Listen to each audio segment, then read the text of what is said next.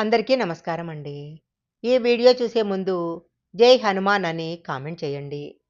పసుపును సరైన విధంగా ఉపయోగించినట్లయితే ఇంట్లో సంపద రెట్టింపు అవుతుంది.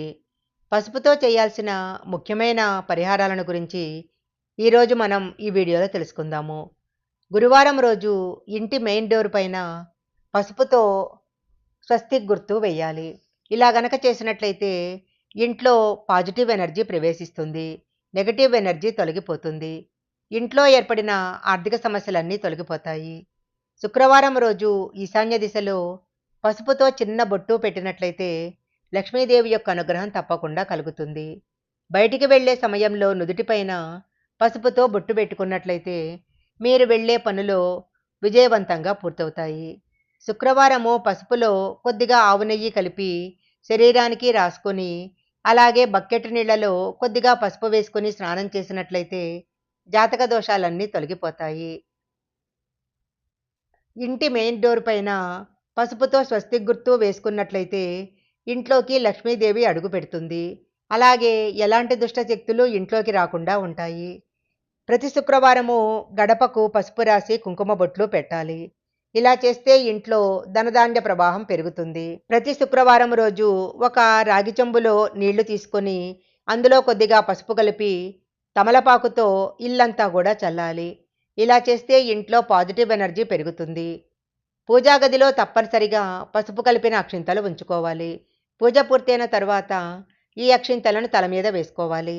ఏదైనా పని మీద బయటికి వెళ్ళేటప్పుడు పూజా గదిలో ఉన్న పసుపు అక్షంతలు తల మీద వేసుకుని వెళ్ళినట్లయితే వెళ్ళిన పనులు ఎలాంటి ఆటంకాలు లేకుండా విజయవంతంగా పూర్తవుతాయి. వంటగదిలో తూర్పు మూలలో పసుపు రాసిన వస్త్రంలో ఒక కొబ్బరికాయ కట్టి వేలాడదీయాలి. ఇలా చేస్తే ఇంట్లో ధనధాన్యాలకు లోటు ఉండదు. ప్రతి శుక్రవారము పెళ్ళైన స్త్రీలు కాళ్లకు తప్పకుండా పసుపు రాసుకోవాలి. ఇలా గనక రాసుకున్నట్లయితే లక్ష్మీదేవి యొక్క అనుగ్రహం కలుగుతుంది. సోమవారం రోజు రాత్రి ఒక గాజు పాత్రలో రాళ్ల ఉప్పు కొద్దిగా పసుపు కుంకుమ వేసి ఇంట్లో పెట్టాలి. ఇలా చేసిన తర్వాత 3 రోజుల తర్వాత ఆ ఉప్పును ఎవరూ తొక్కని ప్రదేశంలో వేయాలి. గురువారం రోజు తప్పకుండా పసుపు రంగు దుస్తులు ధరించాలి. పసుపును దానం చేసినట్లయితే జాతకంలో గురుగ్రహం బలపడుతుంది.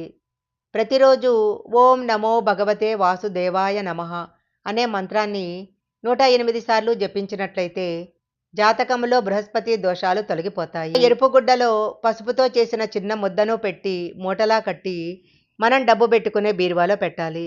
ఇలా చేసినట్లయితే అనవసరమైన ఖర్చులు తగ్గిపోతాయి. పౌర్ణమి రోజు రాత్రిపూట ఇంటి ముందు అష్టదళ పద్మం ముగ్గు వేసి పసుపు కుంకాలు చల్లినట్లయితే కళకళలాడుతున్న ఇంటి ముంగిలి చూసి ఇంట్లోకి లక్ష్మీదేవి ప్రవేశిస్తుంది. ఈ వీడియోలో చెప్పిన విధంగా పసుపుతో చేసిన పరిహారాలు చేసినట్లయితే తప్పకుండా ఆర్థిక సమస్యలన్నీ తొలగిపోతాయి. ఈ వీడియో కనుక మీకు నచ్చినట్లయితే లైక్ చేయండి, షేర్ చేయండి.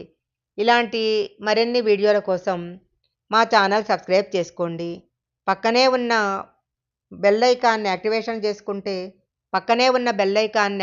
చేసుకుంటే మేము పెట్టే వీడియోలన్నీ కూడా మీకు ముందుగానే నోటిఫికేషన్గా వస్తాయి. మరొక మంచి వీడియోతో మళ్ళీ కలుసుకుందాం.